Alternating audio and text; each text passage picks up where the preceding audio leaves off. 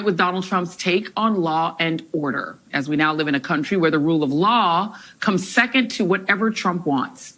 We saw that on day one when Trump gave full pardons to the 1,500 January 6 insurrectionists. Yeah, don't worry. When it comes to, Trump giving pardons to J6ers, that's the one thing that I will stand behind 100%. I think he did an amazing job with that. Everything else that I have questions with about Donald Trump, I'm not sure about this, that, or the other.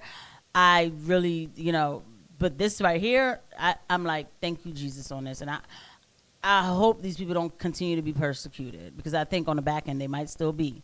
There's been a couple of arrests of some of these people that nobody's talking about. Anyway, guys, we are checking out Joy Reid, getting unhinged over Trump and Elon. And, excuse me, I thought it was in Elon. But actually, the Eric Adams case, let's go ahead and look at how it goes right back to Trump. Let's just go ahead and look at Joy Reid be Joy Reid, okay? And please don't forget to hit the like and subscribe button and notification bell. Let's go ahead and get into it. Including the hundreds who violently attacked law enforcement officers. Considering the MAGA mob were called to the Capitol by Donald Trump, the rule of law did not apply to them. And it continues to this day with the pressure campaign by top officials in Trump's Justice Department, some of whom happen to also be his former criminal lawyers, to have the corruption charges against New York Mayor Eric Adams dropped, in part because they were interfering with Adams' ability to focus on the administration's immigration priorities. As of today, 7 top federal prosecutors and officials, including the acting U.S. Attorney for the Southern District of New York, Danielle Sassoon, have resigned in protest. The 7th resignation coming this morning from Hagan Scotton, an assistant U.S. attorney at the SDNY who didn't hold back in his letter to Trump's acting Deputy Attorney General, Emil Bovee, writing, "No system of ordered liberty can allow the government to use the carrot of dismissing charges or the stick of threatening to bring them again to induce an elected official to support its policy objectives." He also wrote, "But any assistant U.S. attorney would know that our laws and traditions do not allow using the prosecutorial power to influence other citizens, much less elected officials, in this way. If no lawyer within earshot of the president is willing to give him that advice, then I expect you will eventually find someone who is enough of a fool or enough of a coward to file your motion. But it was never going to be me." And the DOJ finally found someone to formally file the motion to dismiss the case. Ed Sullivan, a trial attorney with the Public Integrity Unit who is nearing retirement. He officially did that in just the last hour. It still requires a federal court judge to approve the decision before the charges can be dropped. But it came only after Bovee gave the remaining lawyers in the DOJ's public integrity section a 1-hour deadline earlier today for someone to agree to file it, or as Reuters reports, risk seeing all of the prosecutors in that section get fired. And according to 2 former DOJ officials, on top of that mob-like threat, Bovee ordered that what amounts to a second quid pro quo, expressly promising a leadership position to whoever agreed to sign and file the order. And I say second because accusations of quid pro quo are nothing new in this situation, with Danielle Sassoon making that claim in her resignation letter, saying that she witnessed Adams' attorney indicate that Adams would only be able to help push Trump's immigration enforcement policies if the charges against him were dropped. This morning, Adams responded. I'm trying not to get it, but it's already bad enough. Like it's a lot to look at this woman, and I don't care. I always make it very clear how I'm sorry, Joy Reid. I have no respect for her. But when it comes to this case, I am a little intrigued because all of a sudden they dropped Eric Adams' charges, and look, they were trying to get him for like bribery or something from foreign nations. That's laughable, considering the fact that most of our elected officials are bought and paid for. So I was wondering why they were coming after him. Who did he piss off for them to come after? But the movement around the dropping of his charges and like the, if you will, the protest or the noise around it is what made me start looking over at this case. And I can't say that like I can figure out everything going on with it, but it definitely feels corrupt. I will say what she reported is true. What's happening is actually happening. And of course, you know, she has her angry black woman spin to it. And I hate to say it like that because, but like again, Joy Reid just gives me that vibe forever. Forever. She can never work her way back to a place of normalcy for me. A lot of the comments that girl has made in the past, I cannot take them. I just really can't. Even towards black people. So, and not to say even like, you know, but you know what I mean. But a story is a story in this case. And I wonder what is going on the back end. Like why did they bring up these charges just to now drop them? Of course, on Fox. Think about that. Think about my attorney, Alex Spira, one of the top trial attorneys in the country. Imagine him going inside saying that the only way Mayor Adams is going to assist in immigration, which I was calling for since 2022, is if you drop the charges. That's quid pro quo. That's a crime. It took her 3 weeks to report in front of her a criminal action. Come on, this is silly.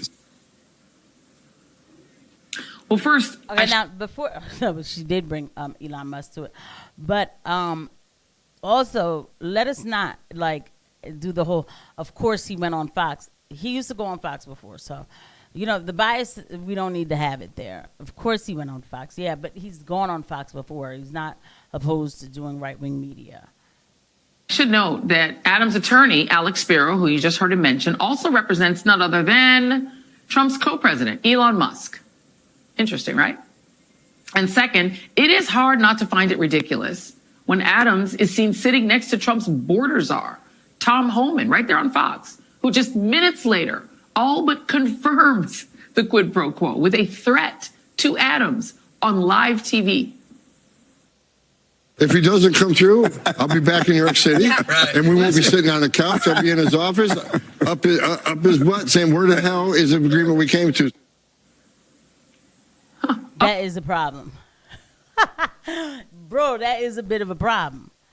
Right? But I still don't think that it has to do with this immigration stuff because, look,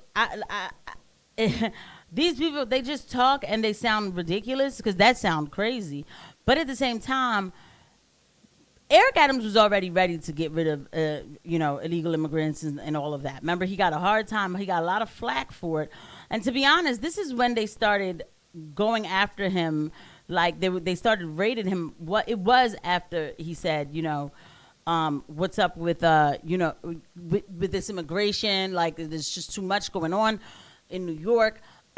We cannot afford this. This is going to take down New York. Like he went off, and then like I think a week later they started investigating his office. There's a larger civil war that we are a part of that a lot of people aren't ready for, and in 2 weeks, I'm going to start streaming again, and I'm going to start streaming the real news because nobody else is giving it on YouTube. I'm keeping it real. And I know that's a big statement I just made. But anyway, yeah, like, why, and then, so I can't say that it's only about immigration because he was already with it. Like, I got to get these people out of here. And I went to New York. There were a lot of people there. But what is really going on? Up his butt? Nice. As I said at the top, welcome to Trump's twisted version of Law and Order. Joining me now is Harry Litman, former U.S. Attorney and former Deputy Assistant Attorney General, and Christina Greer, political scientist, co-host of the FAQ New York City podcast, and author of How to Build a Democracy. Harry, I do want to start with you because you have been posting some knowledge of how this has all gone down. Can you give us sort of the back and forth as to how we got to here, where this motion has now been filed ordering the dismissal of these charges? Sure. I mean, as you say, Joy, there was a cascading series of resignations, and that is just the ultimate, the only thing that an honorable career prosecutor or any prosecutor can do when confronted with an illegal order. They do it again and again and again. Recall in the Saturday Night Massacre, it only went to 3 people. Here it goes all the way down and threatens to keep going forever. They put everybody in a room as if they're third graders and someone has stolen a pack of lifesavers. They say, if you don't play ball, as we say, we're going to fire everybody. Almost unimaginably brutal and unprofessional treatment. One person who's about to retire steps up after they all consider, should we resign en masse, and does the dirty deed. Of course, he's got a hard road to hoe in front of him, because this has to go in front of the court that has to decide, is this in the interest of justice, and may well want to take evidence about it. But it was done in the most sort of brutal and unprofessional fashion, clearly in DOJ history. And this was, I just want to emphasize to everyone, anyone of any stripe who's ever been in the DOJ, conservative, liberal, etc., would tell you these are the people in public integrity. It's the crown jewel of the department. It's the sort of Navy SEALs. Somebody's clearly telling the truth. Somebody's clearly not. And I think the written record and just who they are makes it really clear what happened here. Just one quick point. The most startling of all of this back and forth is that the acting deputy attorney general said, dismiss the case, but not because of the law or facts, which is the lifeblood of the DOJ. And that's what really sets up what was so corrupt. Now, the thing that's so annoying about her Joker face is that she's so excited, like, yep, we got him. And this is why people don't take y'all serious, like, because you report the news with a bias, right? Because this is something to be concerned about, like, because judges can be bought and paid for too. And I don't want any foreign interference in my country, like, I don't. So it's something to pay attention to, that, that these kind of things are happening, and find out, like, are people being, like, not only bribed, or are they being blackmailed to make certain decisions and stuff like that? Because then the system is, to me, it's already broken, but like, what is going on? But the problem with these people like Joy Reid, is that this excites her only for one reason. And the aftermath, therefore, so brutal. They did a really bad job with this makeup. I'm sorry, but, like, if you're gonna give her a shirt like this, like the dust, and then it's just too much. About what they did. I mean, you were kind to describe it as almost kids in a room. It sounds like a hostage situation where you do it or everybody gets thrown out of here. And then also, if you do it, maybe we'll give you a little something. It was very mafia feeling. She's so happy to call it that. Anyway, I don't, but anywho, like, do they even let the black woman talk? Let me see if I can just hear a little bit of what she said. Let's just see. Of the United States. Right, and we're seeing that the president of the United States is the hostage of Elon Musk. I do, Joy, want to just point out, for your New Yorkers who are watching the show, tonight is the last night that you can register to vote in the June 24th primary. So if you are a registered Democrat, you must register by February 14th. So there are going to be a lot of people who actually may or may not be paying attention to this. They don't care. They do whatever they want with votes, guys. Okay, so anyway, I'm not an anarchist, but I'm just a realist, guys. So anywho, again, it just feels like they're just coming after Trump and Elon. Right? It's the way it's reported for me. So,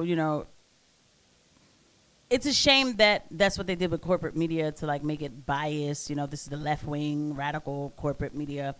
But that's what they did. There's a lot of nefarious things going on in the country, and there's just not that many people reporting on it. I'm not going to say there's no one on YouTube who report on it with full honesty, but a lot of people aren't. A lot of people are looking away at a lot of things that are happening. And again, it's not about Trump, but it's the people that surround him. I say it all the time. I see you guys at the next one. Bye.